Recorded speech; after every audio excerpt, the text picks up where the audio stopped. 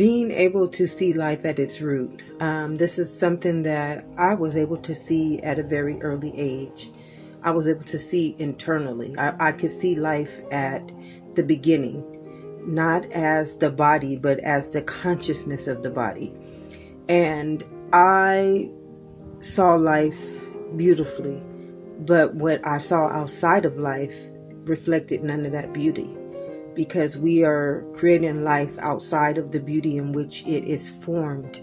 Inside of each and every one of us is unconditional love, unbiased and truthful.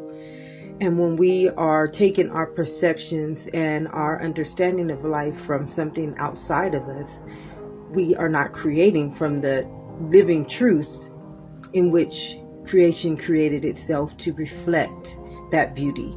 And this was something that I spent a long time praying to God to help give me a better understanding, but not just give me a better understanding, but help me be a reflection to those who have been governing life externally. I always wanted the best for us, but I didn't know how to understand that, because what I was always taught was external. I was taught that this is just the way life should be. But the truth is, life is pure conscious. And as long as we give our consciousness to something that we see, how can we ever create it within us? And this is something that is so beautiful once we get to the root of the truth of that nature and just start being creators of truth, versus the external perception that we have all grown into, that we have all been perceived to be taught or to be believed that this is just how things are. But beloveds, life is internal. Everything we see comes from within.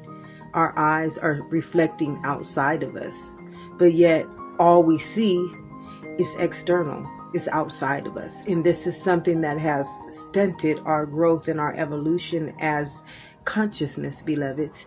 And you and I, we are so much worthier than the perceptions that we just agree to. We are so much worthier than the ugliness that we just see living in the world amongst a perception that holds no truth.